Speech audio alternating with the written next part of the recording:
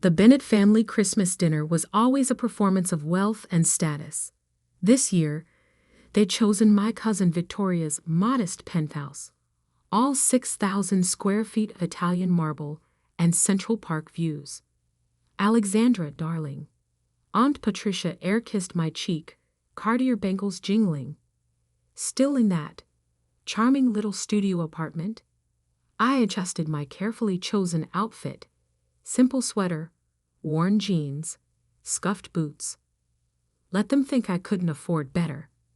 Yes, Aunt Patricia, still there. How persistent of you. Her smile didn't reach her eyes. Victoria, dear. Look who's finally arrived. Victoria glided over in channel, perfect highlights catching the light from her crystal chandeliers. Cousin, we were just discussing real estate investments. But oh, she patted my arm condescendingly. You're still renting, aren't you? I thought about my real apartment, the entire top floor of my building, with its private elevator and rooftop garden. But instead, I just smiled. Yes, still in the studio. At least it's in Murray Hill. My other cousin Marcus chimed in, swirling his aged scotch. Though barely. What's the rent in that neighborhood now? $2,000 a month. $2,200. I replied, letting them assume it was a stretch for me. In reality, the monthly rental income from my building's other units was well into six figures. You know, Victoria's husband James leaned in, reeking of expensive cologne and bad decisions. I have some excellent investment properties available. Small units, perfect for someone of your means. I knew about James's investment properties, over-leveraged buildings with multiple violations, bought with borrowed money and questionable loans. I also knew about the foreclosure notices his company had received last week. That's so kind, I murmured, accepting a glass of wine that probably cost less than the cufflinks I'd left at home. Speaking of property, Uncle Richard boomed from his position by the fireplace. Did you all hear about the Morrison building sale? Entire block, prime location. Some mysterious buyer swooped in, paid cash. I sipped my wine to hide my smile. The Morrison building had been my latest acquisition, through a shell company, of course, along with the 6 other properties on that block. Must be nice. Marcus's wife Sarah sighed, adjusting her designer dress. We tried to get a unit there, but they're not selling anymore. Just leasing at ridiculous rates. Pathetic studio apartments going for luxury prices, James scoffed. Speaking of which, Alexandra, how do you even afford your rent? Still doing that. What was it? Consulting? Something like that, I replied vaguely, thinking of my real office. 40 stories up, overlooking the empire I'd built while they weren't looking. You know, Victoria said loudly enough for everyone to hear, we have an entry-level position opening in our leasing office. Perfect for someone who needs to understand real estate from the ground up. The room tittered. I checked my phone discreetly. Right on schedule. My property management company was sending out the New Year's lease renewals, including to everyone in this room. Still can't believe you're renting that pathetic studio. Marcus laughed, now on his 3rd scotch.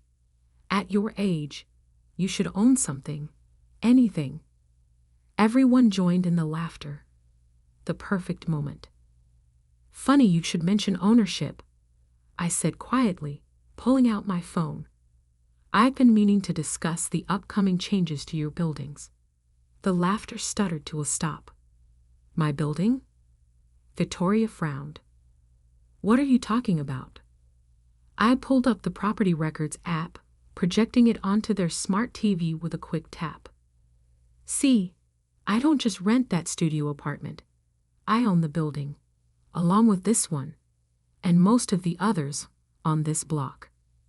The room went silent as I scrolled through property deed after property deed, each showing the same owner, Alexandra Bennett Holdings, LLC.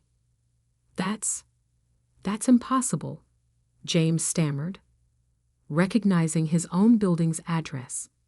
These properties are owned by Summit Development Group, a subsidiary of Alexandra Bennett Holdings, I confirmed, enjoying his rapidly paling face. Along with Premier Properties, Elite Management, and 6 other companies you've been trying to compete with. Victoria's wine glass slipped from her fingers, staining her imported rug. But you live in a studio. A convenient office, actually, for meeting with potential acquisitions, I smiled. Like the Morrison building Uncle Richard mentioned. Though I prefer to keep my purchases quiet. Quiet? Marcus choked. How many buildings do you own? I pulled up another screen. In Manhattan? 27. Plus some commercial properties, development sites. I paused. Oh, and as of last week, the majority stake in James's failing company. James collapsed into a chair. The foreclosure notices. Were from my bank, I confirmed. Don't worry, I'll be restructuring things, starting with the management team. The silence was deafening. Aunt Patricia clutched her pearls. Uncle Richard's Scotch glass froze halfway to his lips. Victoria looked like she might faint. But you're just... Sarah struggled to comprehend. The poor cousin in the pathetic studio? I stood, straightening my simple sweater. Amazing what you can build while people underestimate you. My phone buzzed. The lease renewals had been sent. Right on cue, their phones started chiming. You should read those carefully, I advised, gathering my things. The new terms are quite different, especially the rent increases. I headed for the door, then turned back. Oh, and Victoria? About that entry-level position in your leasing office? I don't think you'll be doing much hiring anymore. The new owner has other plans. The elevator doors closed on their stunned faces, and I smiled. Merry Christmas indeed. The next 48 hours played out exactly as I'd predicted. My phone filled with increasingly desperate messages from family members suddenly discovering their true landlord. Victoria, there must be some mistake about the 40% rent increase. Marcus, about that comment regarding your studio.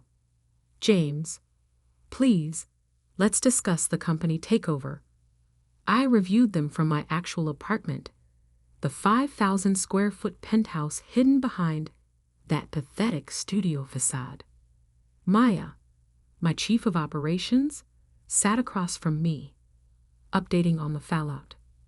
James tried to access his company accounts this morning, she reported, all frozen as per acquisition protocol.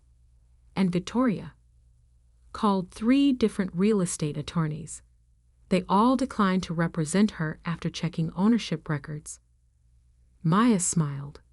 Apparently, no one wants to challenge Alexandra Bennett Holdings. I walked to the floor-to-ceiling windows, surveying my properties dotting the Manhattan skyline. The lease renewals? Going out as planned. Market rate adjustments for all units. She checked her tablet. Interesting how your family all managed to get below-market deals through James's company. Nepotism has its privileges, I mused. Until now. My phone buzzed. Uncle Richard requesting an urgent meeting.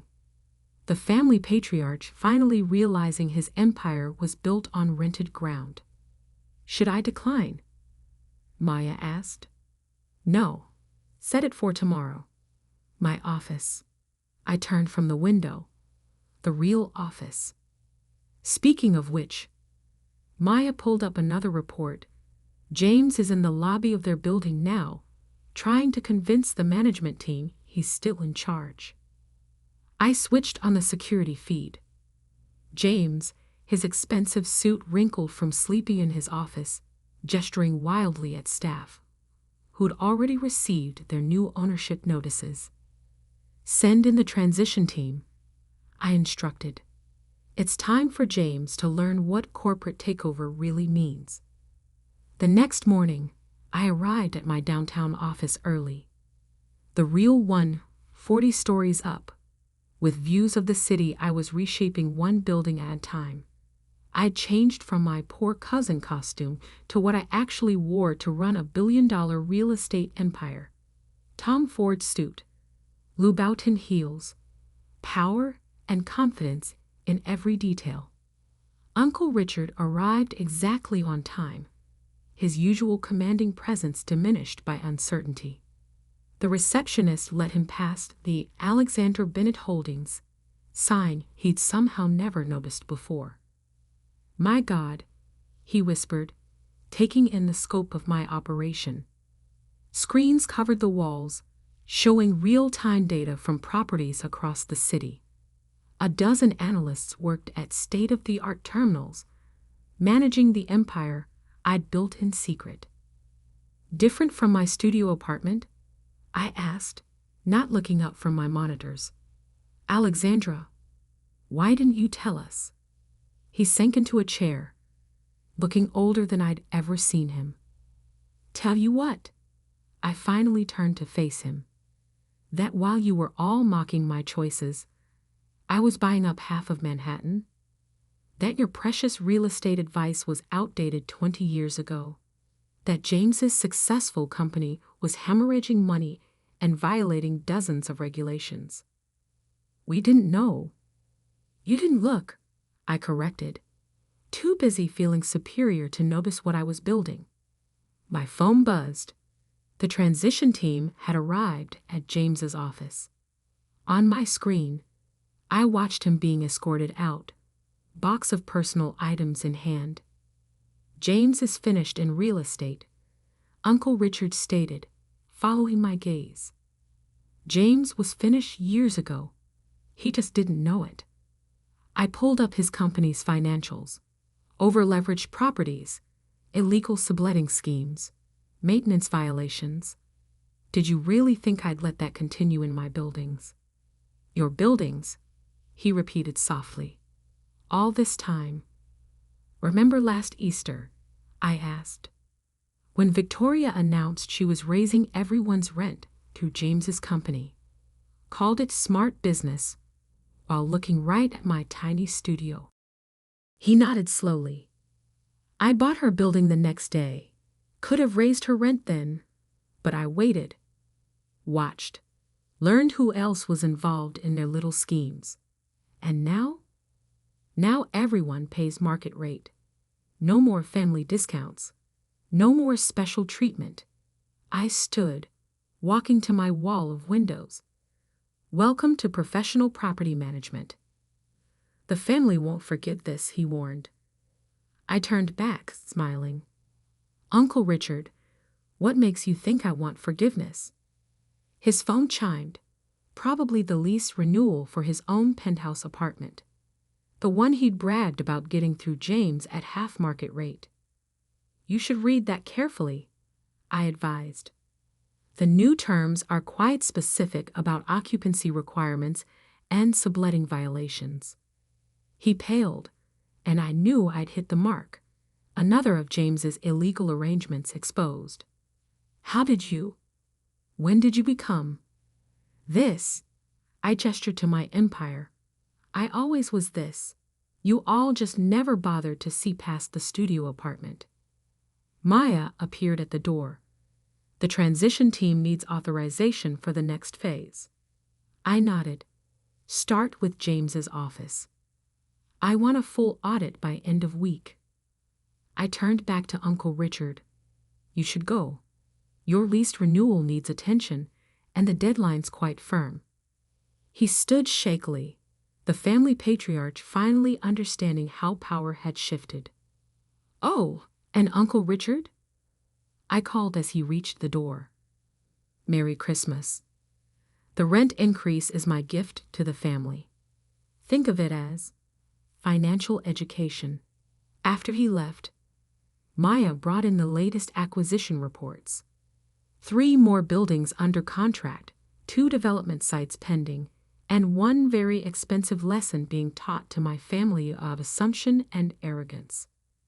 A week after Christmas, I sat reviewing the changes my revelation had sparked. The family group chat had exploded with accusations and blame, particularly aimed at James for hiding my ownership from them, as if they'd ever asked. Maya entered with the morning briefing. Victoria's tried to list her penthouse for sale. Tried? I raised an eyebrow. Apparently, she forgot about the sublease clause, the one saying she needs landlord approval. Maya smiled. Your approval? I pulled up Victoria's lease on my screen, another of James's special arrangements. She'd been subletting half her penthouse as a luxury short-term rental, pocketing the difference. Send her the violation notice, I instructed, and schedule an inspection. I want every illegal modification documented. Already done. Oh, and Marcus called again. Something about his commercial lease? I smiled, remembering Marcus's smug comments about my consulting work. His investment firm occupied 3 floors in one of my downtown buildings, another sweetheart deal through James. Let me guess, he's worried about the new terms? More like panicking. The market rate adjustment would triple his rent. I switched to the security feed from Marcus's office. He was pacing, phone in hand, designer suit wrinkled from stress. On his desk, the new lease terms laid out exactly what his arrogance would cost him. Have our leasing team reach out, I said. Offer him the same deal we give everyone else. Market rate, no special treatment. My phone buzzed. Aunt Patricia requesting an emergency family meeting at her apartment. The same apartment she'd gotten through James's connections in one of my best buildings. Should I decline? Maya asked. No. I stood straightening my Armani blazer. I think it's time to explain how things really work now. The family had gathered in Aunt Patricia's lavishly decorated living room, paid for with money saved from years of below-market rent. Their faces showed various stages of panic and indignation. Alexandra, Aunt Patricia started, we've been discussing the situation. The situation where you've all been violating your leases? I interrupted, taking the power position by the window. Or the situation where James's company facilitated tax evasion through illegal subletting schemes. Victoria gasped. Marcus loosened his tie nervously. We're family. Uncle Richard tried.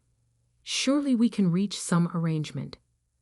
Like the arrangements that cost my company millions in lost revenue? I pulled out my tablet, projecting onto their smart TV. Let's review exactly what family has cost me. Spreadsheets filled the screen. Years of below-market rents, illegal sublets, unreported income, maintenance violations. Victoria's luxury sublets. I highlighted her row. Cost me $400,000 in lost revenue last year alone. Marcus' sweetheart commercial lease. Another $2 million under market. But James said. Victoria started. James committed fraud. I cut in. And you all happily participated while mocking my pathetic lifestyle. Uncle Richard stood, attempting his boardroom authority. Now see here. No, you see. I switched to the security footage from Christmas dinner. Their own voices filled the room, laughing about my studio apartment, offering entry-level jobs, dripping with condescension. I've watched you all for years, I continued as they squirmed. Breaking rules, cutting corners, feeling entitled to special treatment because of family.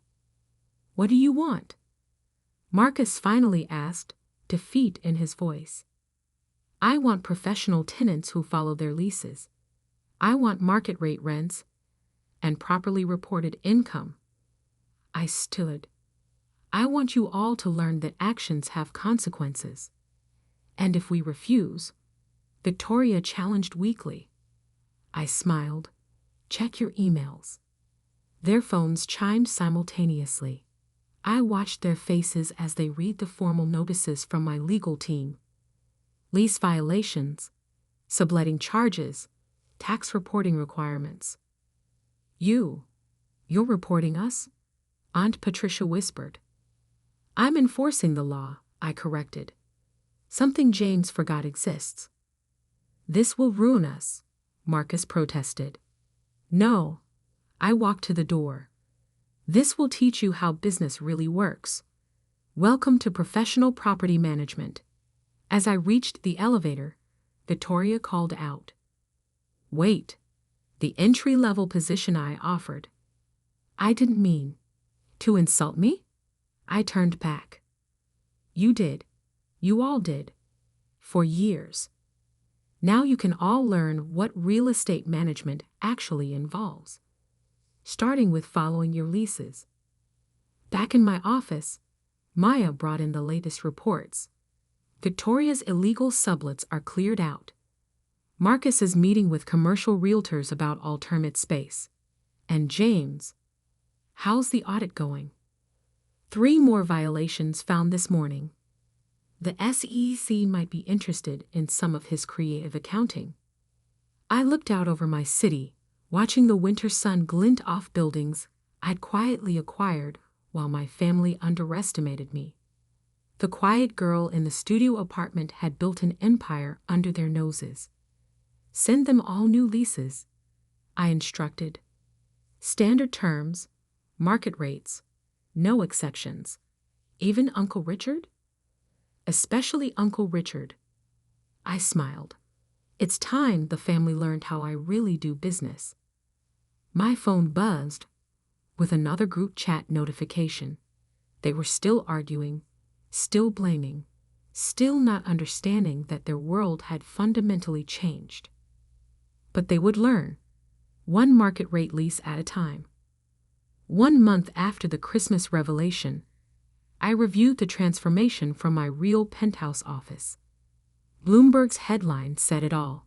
Alexandra Bennett, the stealth real estate queen who built $1 billion empire while her family wasn't looking. Maya entered with the morning briefing. Victoria's moved out of the penthouse. Downsized to a 2-bedroom in Queens. Outside my portfolio, I noted. Smart of her. Marcus's firm is relocating to New Jersey. They couldn't match market rates in any prime Manhattan buildings. Maya checked her tablet. Apparently, other landlords saw our lease terms and adjusted their rates accordingly. I smiled, remembering Marcus's condescending comments about my consulting work. Now his prestigious investment firm operated from a strip mall in Paramus. And James, the SEC investigation is proceeding. They're very interested in his creative accounting methods. Maya paused. Your Uncle Richard is here. Says it's important. I checked the security feed. Uncle Richard waited in the lobby, looking diminished in last year's suit. No more custom tailoring or premium scotch. Amazing how paying market rate rent affected one's lifestyle. Sent him up. He entered differently than he had at Christmas. Humbled, cautious, finally understanding who held the real power. Alexandra, he started, then stopped, taking in my actual office. The wall of screens showing real-time data from my properties, the teams of analysts managing my empire, the view of Manhattan he'd never noticed was mine. Sit, I gestured to a chair. How's the new lease working out? He flinched. It's adjusting has been difficult. Like adjusting to finding out your struggling niece owns half of Manhattan. I deserve that, he admitted, surprising me. We all do. The way we treated you. was exactly why I kept everything quiet. I finished. Why show your cards when people are so eager to underestimate you? My phone buzzed. Another property acquisition completed. My empire growing while my family shrank. The family's discussing bankruptcy, he said quietly. Victoria, Marcus, even Patricia. The market rates are what everyone else has always paid. I cut in. Welcome to real business, Uncle Richard. No more special treatment. That's actually why I'm here. He straightened slightly. To learn. I raised an eyebrow. Learn. You built all this while we mocked you. Acquired an empire while we bragged about trust funds and family connections. He met my eyes. Teach me how to do it right this time. I studied him, remembering all the family dinners where he'd lectured about proper business methods, all while running his company on nepotism and outdated practices. Why should I? Because you're better at this than any of us, he said simply. And because maybe it's time the family learned how real success works. I pressed a button, and the screens filled with my latest project. A revolutionary development combining residential, commercial, and sustainable technology. First lesson, I said. See those empty buildings on 47th Street? He nodded. Everyone ignored them because they looked worthless. Like a studio apartment in Murray Hill. I smiled. I bought them for pennies on the dollar last year. The new development breaks ground next month. Understanding dawned on his face. While we were bragging about luxury penthouses, I was buying the future. I finished. Success isn't about showing off. It's about seeing value where others don't. Teach me, he repeated. I considered the possibilities. The arrogant uncle who dismissed me now asking to learn. The family that had mocked my choices now facing the consequences of their own. 3 conditions, I said finally. First, you start at the bottom. Learning operations, maintenance, real tenant management. He nodded. Second, everything's merit-based. No family privileges, no shortcuts, no special treatment. And third, you help teach the others. I stood, walking to my wall of windows. If they want to learn, really learn, I'll show them. But they start at the beginning, just like I did. They might not all agree, he warned. Then they can keep paying market rate. I shrugged. Their choice. My phone buzzed again. Victoria requesting a meeting. Then Marcus. Then Aunt Patricia. Word spreading that there might be a path forward. Send them all the same message. I told Maya. Orientation starts Monday, 8 a.m., in my studio apartment. Uncle Richard smiled slightly. The studio that's actually your operations office. Amazing what people don't see when they're too busy looking down, I replied. After he left, Maya brought in the latest market reports. My property's values had doubled since the Christmas revelation. Turns out, professional management and market rate rents improved the bottom line more than family discounts ever did. Victoria's confirmed for Monday, Maya reported. Marcus too. Even James, once his SEC interviews are done. I looked out over my city, remembering the quiet girl they'd underestimated. The one who'd built an empire while they weren't looking. Now they wanted to learn her methods, understand her success, follow her lead. Send them all building passes, I instructed. But coded for basic access only. They need to earn the rest. The sun set over Manhattan, glinting off buildings I owned, illuminating an empire built on patience, observation, and the power of being underestimated. My family was finally ready to learn.